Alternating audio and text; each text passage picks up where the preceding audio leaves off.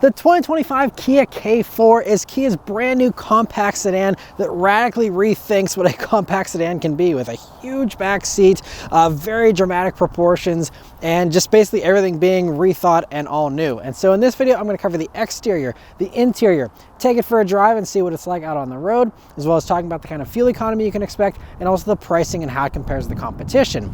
And so as far as the styling, well, it is polarizing. Let me know what you think about it in the comments below, but I think it actually looks pretty good, especially up front here. You have a very low, very wide nose on this thing, and it's actually pretty squared off when you look at it dead on, but from any angle, it really looks so dramatic. I mean, these headlights are huge, especially on a small vehicle like this, and those headlights also are pretty intricate there with those little cubes you have there within them. Those are only on this top GT line turbo version. Other versions still have headlights that look mostly the same, but have just a few less of those cubes there.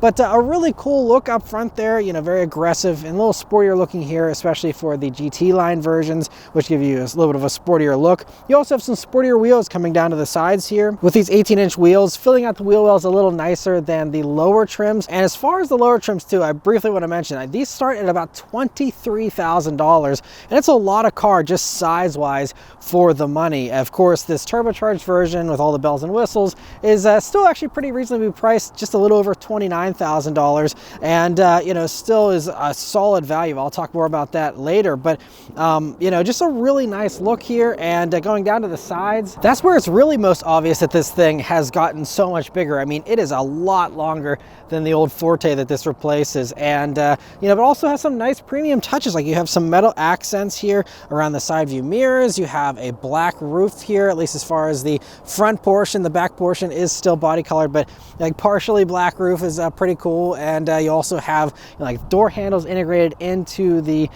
C-pillar there, and you also have, you know, that very interesting roof arrangement where it almost looks like the roof like clips on and it's like a separate piece from the other part. Just, you know, very quirky design touches here, just to really, again, separate this from the more conservative looks of most of the other competitors out there. And I think it definitely, at least, you know, works as far as standing out from the pack. And then going out to the back, that's where I think it is especially polarizing, with this massive taillight bar. And really the part that is amazing is just how it drops down so low. I mean, it almost drops down to like where mud flaps would be on other compact sedans. I mean, really low taillights there. And it almost, to me, the lights on this vehicle are almost like oversized, like they're meant for a big SUV or something, and they just slapped it onto this small little vehicle. But I mean, again, it is bold, it stands out, it makes a statement, and I think that's probably what they were going for there. But otherwise, you know, a little bit sportier there with the rear bumper here for the GT line version as well. It also, I think, because of the extra size, this almost feels like a class up as far as, you know, when you look at this, a lot of people would say, oh, well, that, you know, is as big as a Camry or something. It's not far off. It is smaller, but, you know, it's really kind of bridging that gap between what is a compact car and what is a midsize. And that especially goes for the interior as well. So let's check that out. So this interior is, yes, very, very impressive. It just feels like it's a full new generation ahead of most of the other competitors out there these days. And, you know, impressive from a space standpoint, impressive from technology standpoint, and just even design standpoint as well. But I just love how open and airy this cabin feels, even up front here. It just actually feels a little more spacious than most of the others out there. The dashboard's nice and low, and everything just kind of sits a little lower than some of the others that more envelop you than this does. But it's a really nice interior here. But anyway, first thing, sitting down in these seats. This one is the fully loaded GT line turbo that also has the tech package. So that's what gives you these top seats, which are not only perforated and this Synthex like leather-like material, but these ones, in addition to being heated, which you get on some of the lower trims, are also cooled seats, ventilated seats, and also memory seats. And those two touches are really high-end features that only one other competitor, the Volkswagen Jetta GLI, offers the cooling. The memory you get on the Mazda 3 Turbo, but both those are more expensive by a few $1,000s than this. So this is the cheapest way to get cooled memory seats in this segment. And Kia also typically does some very good cooled seats. I'm reviewing this vehicle in the wintertime, so I'm not trying them out now, but I have full faith that they're going to be very good cooled seats as well, not just, you know, barely doing anything like some other ventilated seats out there. But as far as the other, you know, usual adjustments, you have power adjustments here on the driver's side, and you have lumbar, you know, support here with an adjustable lumbar portion. And they're pretty good seats. I mean, they have a nice amount of bolstering here, even thigh bolstering down here at the bottom is pretty nice, and to me they're very comfortable seats, honestly.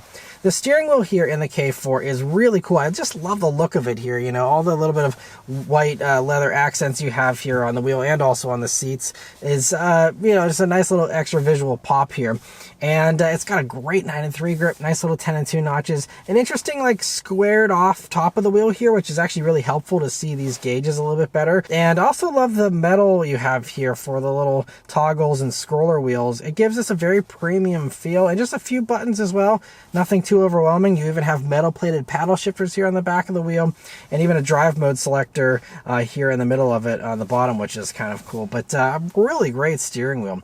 The gauges here are fully digital. It's a 12.3 inch display here on these top trims, so these upper trims. If you go for the base LX or LXS, you won't get that. Instead, you'll have a simpler display. But this gauge cluster is great. You know, it has a few different themes you can scroll through as far as, you know, the look of them. And then there is, of course, also the differences there in the middle. It's just your usual kind of trip info and stuff that you get on any other, you know, Kia from the past 10 years. Nothing too different there. So I'd say personally they're a little underutilized. I'd like to see a little more information or a little more customization, but it is nice to have the different themes and great gauges nonetheless. Coming over, you also have another array of screens here. So you have this little 5-inch HVAC screen for your controls for the HVAC system. They are partially blocked by the steering wheel, so you kind of have to move your head over in order to see those well. And it's a little odd. It's not overly apparent how to change the different zones, for example.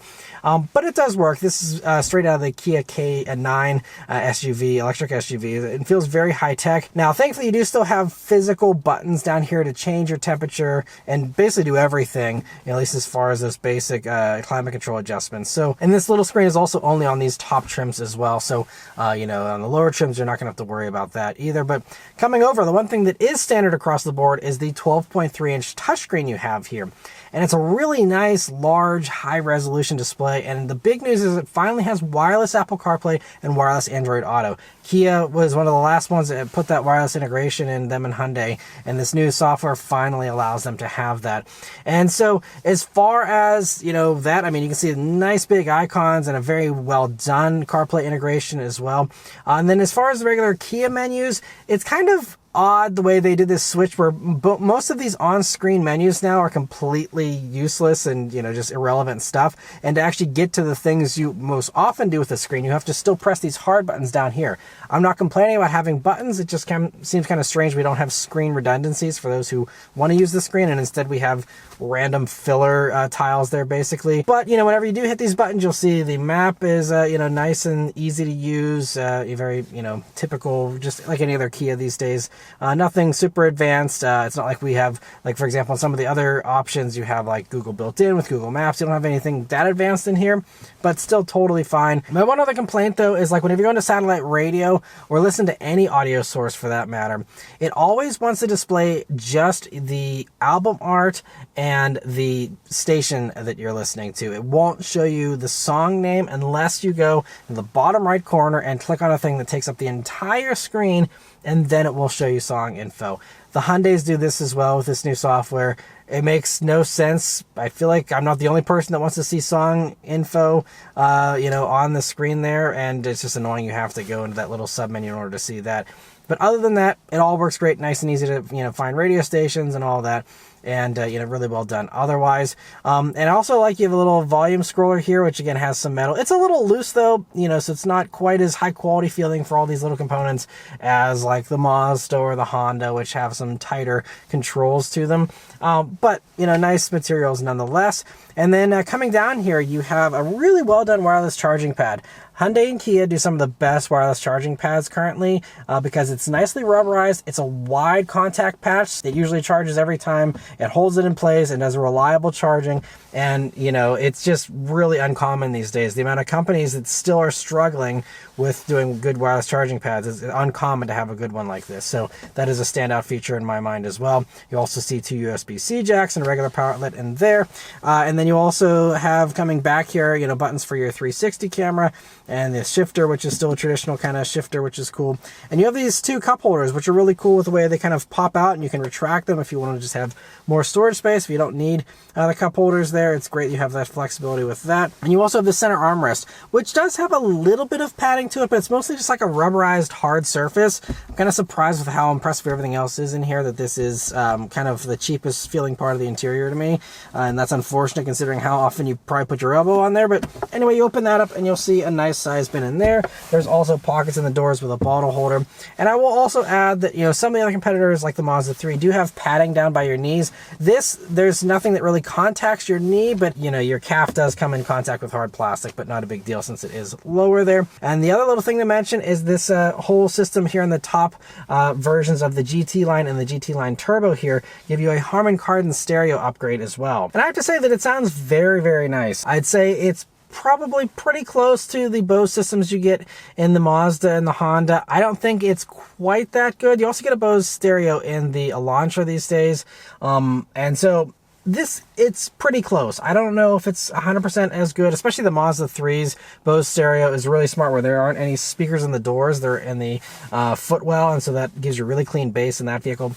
I'm not an audio expert, but you know, this is still a very good sounding stereo. And another thing you get here on the top versions of this K4 are ambient lighting on the inside, which is certainly a nice touch too.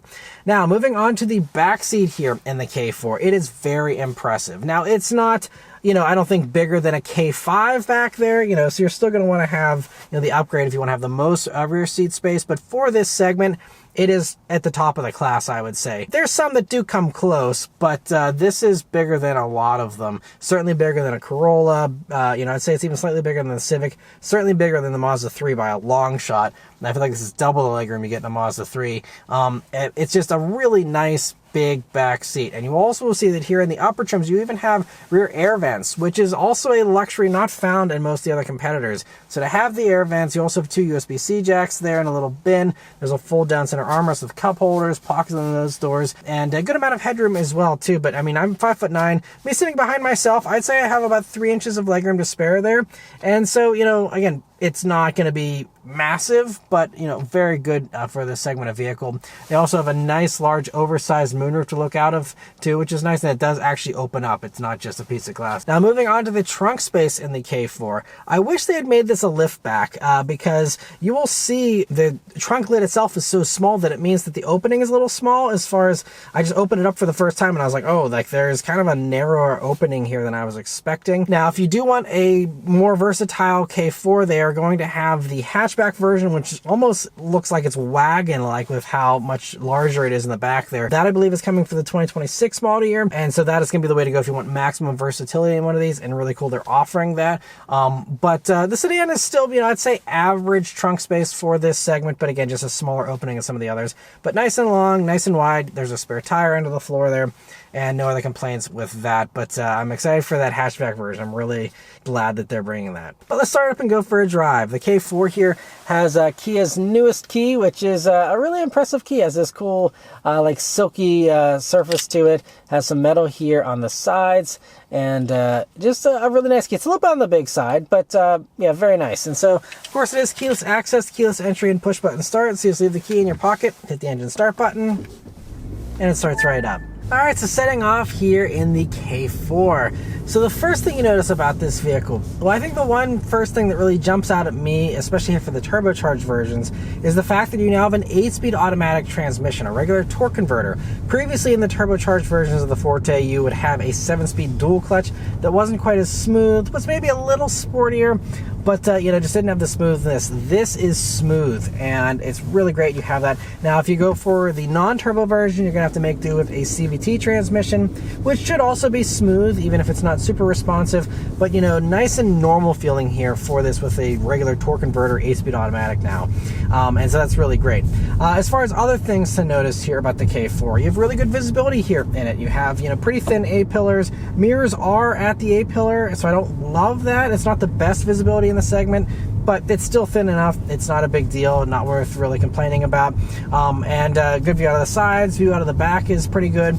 And this one, again, being the top version too, you get a 360 camera. That's something you get here on this tech package with a turbo, or on the premium version of the GT line for the non-turbo versions. But having the 360 camera is great. You get parking sensors as well with that upgrade package. But I mean, it allows you to see, you know, around you very, very easily. And you have just all the tech to help you out. You also here on these top versions have the blind view monitor, so when you put your turn signal on, it'll give you a display of what is exactly in your blind zone, and in addition to having the blind spot monitoring, you know, also looking out for you there. But you know, just very easy to maneuver this vehicle. Other things here, so throttle response is nice and responsive, as you would expect from, you know, a regular torque converter automatic. And the only thing I will say though is sometimes the automatic is a little hesitant to give me a downshift. There were a few times this week where I was pushing the gas and I was expecting a downshift, and instead it wanted to lean on that turbo a little more, and I was like, so it took a little more prodding to get this thing up and going. It wasn't insanely eager feeling with the responses there, but sport mode should make that a little quicker. We'll do that in a minute here. But other things, you know, the brakes have a nice normal feel to them, nice and responsive, and nice and easy to be smooth with. Also, the steering is pretty nice here in the K4. It's a little weightier than some of the other competitors, so it feels a little sportier.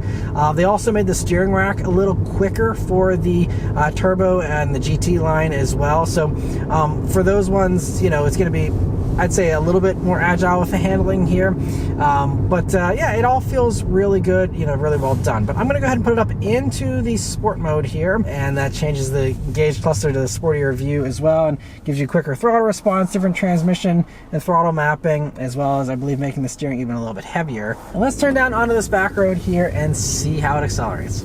Here we go. Okay, pretty responsive. But man, when you stand on it, I mean, this thing, it gets up and moves really nicely, actually. You know, whatever it knows what it needs to do, then it does execute that very well. It feels pretty punchy. Honestly, I have to say it feels a tiny bit quicker than the numbers suggest. So as far as the numbers go, it's a 1.6 liter turbocharged 4-cylinder engine. It does a 190 horsepower, 195 pound-feet of torque, which is down. The old Forte GT did do 201 horsepower, and the corporate sibling to this vehicle, the Elantra N-Line, still does 201 horsepower, but in here, only 190 horsepower, unfortunately.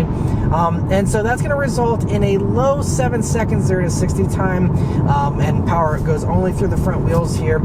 And so, you know, low 7 seconds, you know, it's fine. But again, the Forte GT did like a 6.5 seconds 0 to 60. And when you look at the other competitors in this segment, especially some of the sportier ones, you know, they are going to be doing quicker times. Like, you know, even Civic Hybrid does, you know, like a low 6 second time these days. So, you know, it's, I'd say, a little less sporty than the Forte GT was, and you know, it's a larger vehicle, so there's a little bit more mass, I'd say, to pull around as well. But I'm going to try out the manual mode here and see how this 8-speed auto does.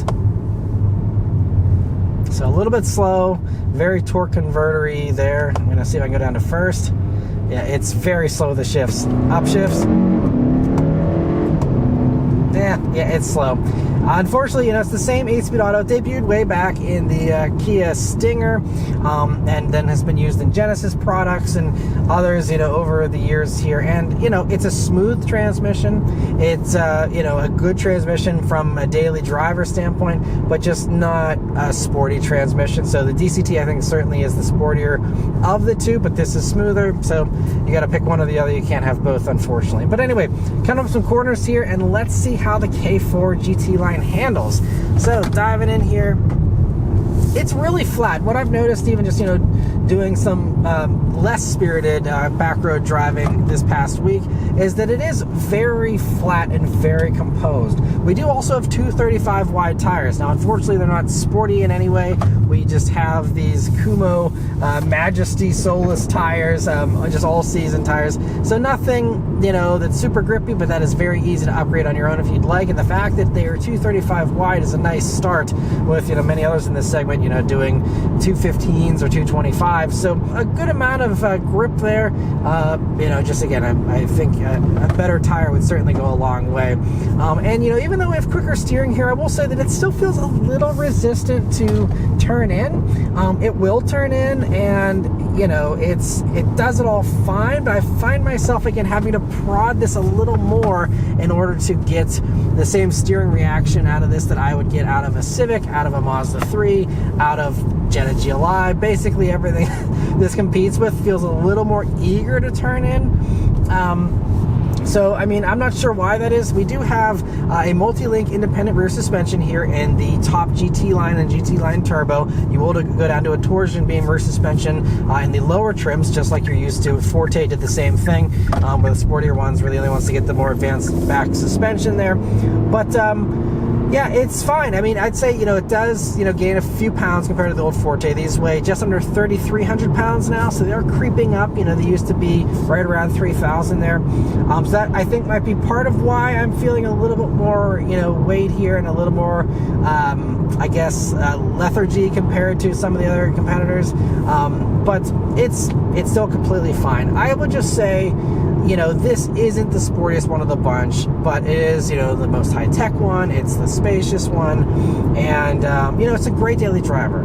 So I would just say if you're going into this, though, and you're getting the turbo because you're hoping for a sportier experience, it gives you that straight line punch, and the handling is fine, but, you know, you don't have like a limited slip differential like you get in the Civic Si or the, you know, Jetta GLI. You know, it's not, to me, it's not fully baked as a performance, you know, compact. Like, you know, I'd say the Forte GT felt a little more wholehearted in that pursuit. This, you know, it's just a little underpowered, and honestly even, you know, underwhelming just from a power standpoint. Like a Mazda 3 naturally aspirated engine does 190 horsepower. And Kia needs a turbo to do the same horsepower. Now, it's a larger displacement motor in that Mazda, but, you know, it's just, you know, you can get the same 190 horsepower in a base Mazda 3 for $24,000. So I kind of wish they had gone a little further with the power upgrades here in this, or at the very least kept the same horsepower as before instead of having this downgrade in power. But, you know, I'll move on from that. It is what it is, but just know there are, you know, faster competitors for basically the same money out there, if that is something that interests you. And I'll talk more about how this compares to the competition later on. But other things here, so, you know, we are on this road that generates a little more road noise, and I'd say the road noise is a little more pronounced. This is not the quietest in its segment either. I'd say that crown goes to the Mazda 3. The Civic, though, also is very refined and kind of a cut above with its refinement. This is fine, though. I think this is certainly much better than the old Forte, you know, and I'd say this also is better than an Elantra, better than a Corolla probably too. So this is mid-pack, I'd say, as far as refinement goes. Again, no scientific testing here, but just, you know, earballing it, I'd say that it is, you know, about mid-pack as far as, you know, interior noise and all that goes. But, I mean, the nice thing with having the turbo is you do have nice punch here, and, you know, especially around town, you know, if you're on those lower RPMs, you can lean on that turbo. That's something, again, you don't get in some of the others, you know, and some of the others can feel slow. And, you know, there's other stuff like the Volkswagen Jetta that now gives you a turbo motor, you know, in the base version as well. So this isn't exclusive to the Kia. But as we are getting out onto the highway here, I'm going to go ahead and turn on the adaptive cruise control system, which is standard. And here in the top version of this vehicle, you do also get highway drive assist 2, which does do a little bit more lane centering. You do get lane keep assist as standard in these, but you do get that lane centering here and a little bit more advanced. It also will adjust your speed intelligently based on the speed limits around you, and will, you know, try to, you know, compensate for that. It also slows down around corners, you know, does a lot of these other types of things. So a little more advanced. I don't think it's anything, you know, worth spending extra money on, but does give you a little bit more of an advanced cruise control system here. But it does full stop and go, so I mean, it's gonna be really nice. And the fact that adaptive cruise is standard is really nice. I mean, most of the others these days do also make it standard, but it's just great that Kia has kept up with that as well. And some of the other safety tech that is standard, that isn't standard in everything, is like blind spot monitoring is standard even in a base K4, and that is something that Mazda, for example, with the Mazda 3, does make you go up and spend a few more dollars for the next level up from the base in order to give you that kind of stuff. And there's a few others too that are going to charge you a little bit extra for that. So it's great that everything is standard here. So in addition to that, like I said, you have also automatic emergency braking is standard. You have rear cross traffic alerts. All the modern safety tech here is standard. And so the only features you got to pay extra for are, again, highway driver assist 2 and the 360 camera, which is more of a convenience thing than it is an actual safety thing, But, really great that you don't have to worry about, doing the right option boxes to get the right, safety tech that you want. But otherwise, so now we're on a smoother section of highway here.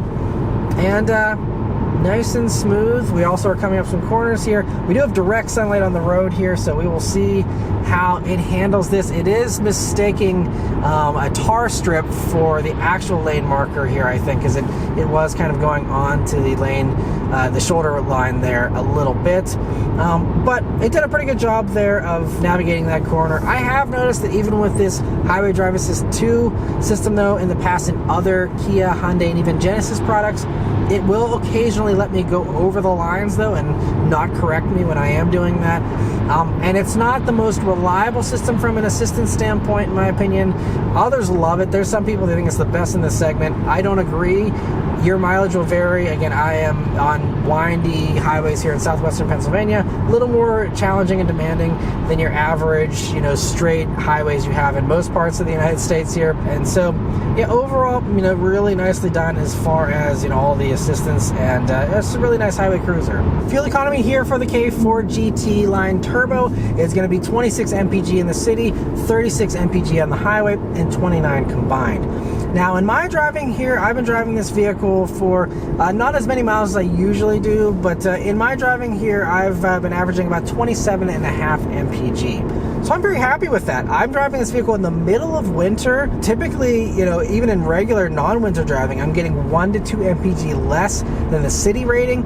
And, I did actually very little highway driving this week in this, and I was expecting to get 25, or 24, maybe even lower, and I'm getting 27.5. That leads me to believe that this certainly can overperform those estimates. And I have to say, of all the vehicles I reviewed this winter, this one has fared the best as far as fuel economy that I actually got. And I was doing the same driving in this as I've done in everything else.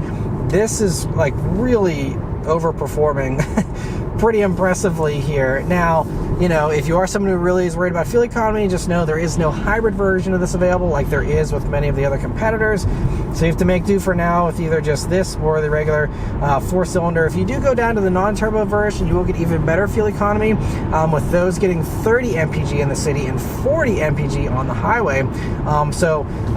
If you don't need the turbo, definitely save yourself some money and save yourself some money on gas going for that regular, motor. But, it's only 147 horsepower. Might feel a little slow in a vehicle this big, but it just comes down to how much of a lead foot you have, I suppose. Then the last thing to really mention here is the pricing and how it compares to the competition. So as far as pricing goes, K4s in general start at about $23,000, and that is, really low, one of the lowest in the segment. And again, the amount of car you get, all this space, the technology of this huge screen is standard, and just all the impressiveness of this interior, for that price tag is really impressive. Now, for these turbo versions, they start a little over $29,000, and this one has this tech package, which again gives you the cooled memory seats, as well as the 360 camera, the ambient lighting, the extra parking sensors, the Highway Driver Assist 2. That's all $2,200 in a tech package. So that brings the price of this one up to a grand total of $31,445. And the idea of a compact car getting up over 30 grand might be a little alarming to some, but if you look at any of the other competitors these days, this is comfortably undercutting, a lot of those, and especially the punchier versions like we have here with this having the turbo. And so if you are looking for the best price, though, on a K4 or any vehicle for that matter, you're definitely going to head over to mattmotoring.com. There you'll go to the new car quotes page, and you'll be able to put in the K4 here and put in your information, and it'll show you dealer invoice pricing. So you'll be able to see what the invoice pricing is for this, get the best price possible, as well as getting connected to a local dealer that can show you one of these in person for yourself, take it for your own test drive, and see what you think about the K4. So there'll be a link in the description, as well as a link in a pinned comment here to take you straight to that page and get you connected and check one of these out for yourself. But as far as how this compares to the competition, again, it compares very favorably. The only one that really undercuts this is going to be the Mazda 3, with that, again, matching this on horsepower and giving you stuff in its preferred trim like the leatherette seats and memory seats even. You don't get cooled seats in that Mazda 3, but that preferred trim does give you a lot of the other stuff. Obviously smaller screens, it's a tighter interior, way less backseat space. So it's really going to come down to how much space you need. But if you don't need to have a super spacious compact sedan, Mazda 3 comes in about $27,500. So again, if you want to match the horsepower of this, you're going to be coming in about $2,000 less than this does with the GT line turbo version. So that's really the only one that undercuts this, though, and everything else, it just gets worse from there, honestly. You have Elantra N-Line, for example, and that Elantra N-Line, that's going to give you again 201 horsepower, gives you that 7-speed dual clutch automatic still. So people that are missing that combo that you had in the old Forte, you can still get that in the Hyundai, but those cost $30,000, and they give you smaller screens. They're 10-inch screens in the Hyundai. You don't get the cooled seats. You do have a lot of space still in the Elantra, but to me, there's not quite as much refinement. The interior isn't quite as nice, and again, you're paying more. You're at $30,000 for that. Going up from there, we also have like the Civic Hybrid, and the Civic Hybrid, I think, is one that is worth considering. Now, they're about $33,000, so you're about $1,500 more expensive than this, but you get 50 mpg in that thing, and I mean, even if our impressive 27.5, I mean, you get almost double the fuel economy from Civic Hybrid, and that gives you actually more power, better performance. Now, the problem with the Honda is they don't like keeping up on tech. So we have a 9-inch touchscreen, a lot smaller, but it's a very high quality interior. So if screen size isn't king to you, Civic Hybrid, I think, is worth a look, because yes, you're paying an extra $1,500 up front, but I think you'll make that back in gas savings over the course of a few years pretty easily. And especially if you're keeping a vehicle for a longer period of time, that Civic Hybrid is going to come out to actually be cheaper in the long run. And the Civic, again, has better driving dynamics. It's just going to give you the extra punch, gives you a lot of the same high-end features. Now, again, you don't get cooled seats, you don't get memory seats. So again, this is still territory where the K4 really excels and is one of the few that really offers that. But Civic Hybrid, I think, for basically the same money, again, if you consider the fuel costs, I think that would still be a more appealing option to me. I love the Civic, it's fantastic.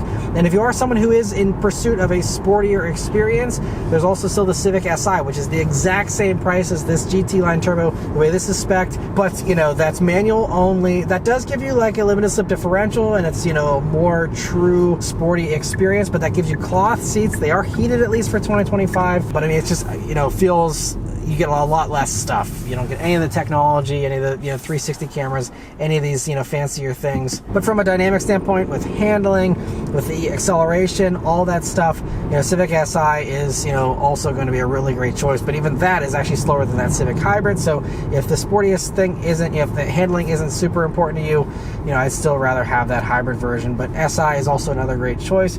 Now, again, if you want to have all these bells and whistles, and the Si doesn't do it for you with its simpler interior, there is the Volkswagen Jetta GLI. That does give you cooled seats. Actually gives you a heated steering wheel too, which no one else in the segment offers other than the Mazda 3 Turbo, which is the last one I'll talk about in a second. But Jetta GLI, heated wheels, so even a little more luxurious. That did get a little redo here for 2025. That is still a little bit of a smaller screen, but it does all the same basic stuff. And again, gives you the heated and cooled leather seats, a little bit more of a luxurious thing, gives you the ambient lighting, and matches this a little more closely. But even those are about $34,500. You're talking $3,000 more, and you still have, again, less technology, but you do get more horsepower, 228 horsepower, limited slip differential, also even adaptive dampers. So the GLI, I think, is going to be the sportiest one of the bunch. If you want to have all the luxury and all the performance, Jetta GLI is where it's at, but you pay $3,000 more for that, you know. And then the last, other one I'll mention is the Mazda 3 Turbo, which doesn't give you cooled seats again, but does give you a heated steering wheel and gives you 250 horsepower and 320 pound-feet of torque whenever you put premium in it. I think it goes down to 310 on 87, but tons of power. I think that's like a mid 5 second 0 to 60 time for that one. Way sportier than this. That also gives you all-wheel drive. It's the only one in this segment that gives you all-wheel drive with that much punch, and that is going to be, a really cool option as well. But those do get pricey these days. Those are about $37,500. So at this point, we're really kind of, I think, approaching, the next level up from a pricing standpoint. It gets a little bit harder to justify. So, it all comes down to what your priorities are, what features are most important to you, what performance stuff you care about, and how much you are after a real performance vehicle, and how much is just about the power and the prestige of that top trim. But the K4 is a unique spot, and I really like it. I think if you need, again, the most amount of space, if you want to have the biggest screens, the boldest styling, all those types of things, there's nothing that really can match this. And I think if I was an enthusiast, though, I do love sport compacts myself, this one leaves me wanting more. I hope that someday they do an actual K4 GT, maybe with the Elantra N powertrain. That would be amazing. But in the meantime, 31 and a half, I'm still, if I'm really, going to spend a few thousand more, I'm just going for an Elantra N for $35,000. Or if I want to stick to this exact same price point, Civic Si is still more fun to drive, as is, Jetta GLI. Those are the ones that kind of get my blood pumping a little bit more. This is nice, but just, again, I think the power downgrade was really a problem. If they would have at least kept the horsepower or given a little bit more of a bump, I could see this being a more legitimate contender to those sporty ones. But as it is, this is, just kind of, just still very, very nice. And but I think it's more so about the amount of features you get, and the fact that this really does feel almost next segment up as far as space, and next generation as far as tech. And for those who want to be wowed by the bells and whistles and the amount of space and the styling, I think this is definitely the best one as far as that goes. So anyway, that's all of my thoughts here on the K4. Let me know your thoughts on it in the comments below. Huge thanks to Kia for providing me here with this vehicle to review for you guys today. Yeah, thank you all very much for watching, and I'll see you guys on the next one. Take care.